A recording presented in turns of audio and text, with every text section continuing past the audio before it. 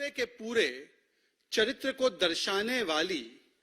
दो घटनाक्रम सामने आई है। इससे स्थापित हो जाता है कि किस प्रकार से आज जो लोग जिनके राजनीतिक विरासत में हमेशा से कमिटेड जुडिशरी बनाने की बात रही हो, जिनके हाथों पर इमरजेंसी के हथियार से लोकतंत्र के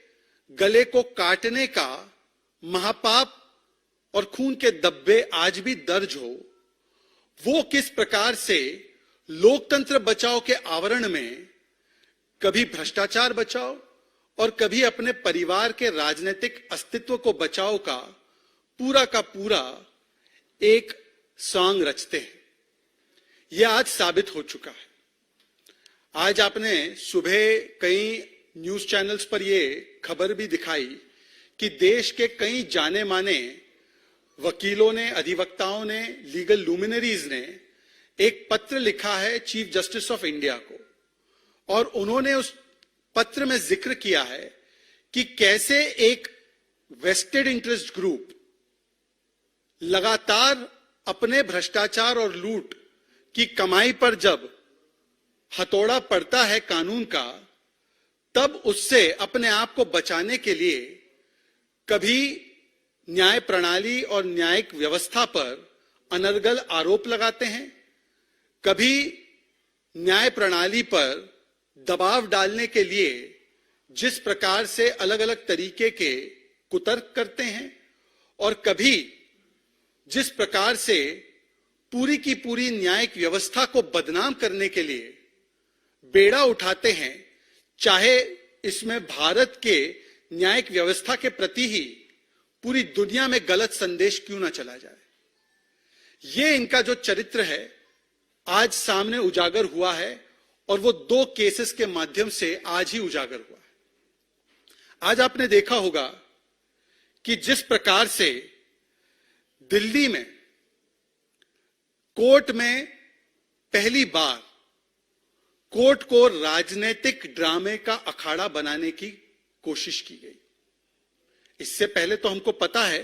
कि आम आदमी पार्टी का राजनीतिक चरित्र यह रहा है कि वो हमेशा ड्रामेबाजी और नौटंकी इस प्रकार की राजनीति तो करते ही हैं, परंतु जिस तरीके से कोर्ट के पावन फ्लोर को भी अपनी राजनीतिक ड्रामा और अपने राजनीतिक नौटंकी का एक अड्डा बनाने का प्रयास किया गया, यह आज पूरे देश ने देखा है। जिस प्रकार से वहां पर जुडिशरी पर दबाव डालने का प्रयास किया गया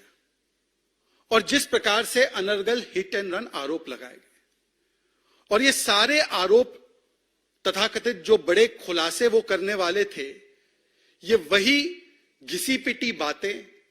ये वही पुरानी बातें, उसी को एक प्रकार से रिपीट किया गया, परंतु राजनीति का अखाड़ा बनाकर कोर्ट को। इस प्रकार से भी कहा जा सकता है कि ये जो कोर्ट में हुआ वो, क्योंकि उनको यही फ्रेज समझ में आएगा, old wine in new bottle प्रस्तुत करने का काम था। वही आरोप, वही प्रत्यारोप जो हाई कोर्ट में, अलग अलग कोर्ट्स में पहले भी इनके वकीलों ने ये दलीलें रख दी है, जिस पर कि पहले ही कोर्ट ने इनको कोई राहत नहीं दी है, उन्हीं दलीलों को रीपैकेज और रीपार्सल करके आज दबाव डालने की पूरी कोशिश की गई, परंतु आज भी कोर्ट की तरफ से कोई राहत नहीं मिली। और जब कोर्ट की तरफ से कोई राहत नहीं मिली आज, तो इस फैसले को सम्मान के साथ स्वीकारने के बदले, इस फैसले को आदरपूर्वक मान के अपने मुख्यमंत्री का इस्तीफा देने के बदले, ये फिर से जुडिशरी पर दबाव डालने के लिए और पूरे के पूरे देश में एक भ्रम की स्थिति पैदा करने के लिए और देश की लोकतांत्रिक संस्थाओं पर ही सवाल खड़ा करने के लिए तुरंत एक नैरेटिव को गढ़ने के लिए एक शुरुआत की जाती है। आज मैं पूछना चाहता हूं कि किस प्रकार से आज जो ये खुलासे की बात कर रहे थे, ये क्या खुलासा हुआ आज? खुलासा तो ये हुआ कि जिस प्रकार से आपने लगातार कहा था कि मनी ट्रेल नहीं है, तो गुप्ता जी जो इनके ही वकील है, उन्होंने तो आज मान लिया कि हां मनी ट्रेल है, और वो मनी ट्रेल तो गोवा में जो चुनाव हुए हैं उसमें पैसा खर्च हो चुका है। ये गुप्ता जी का बयान है जो अलग अलग पोर्टल्स पर कोट हुआ है। ये कहते हैं कि आज तक चवन्नी नहीं मिली, मनी ट्रेल कहां है। इनके प्रवक्ता आकर आम आदमी पार्टी के लगातार कहते हैं। गुप्ता जी ने कोर्ट से कहा, I am willing to cooperate, ये अरविंद केजरीवाल के लिए कहते हैं, बट किस लिए अरेस्ट किया मुझे? मनी ट्रेल तो खर्च हो गई ना वहां गोवा में। तो आप खुद स्वीकार रहे हो,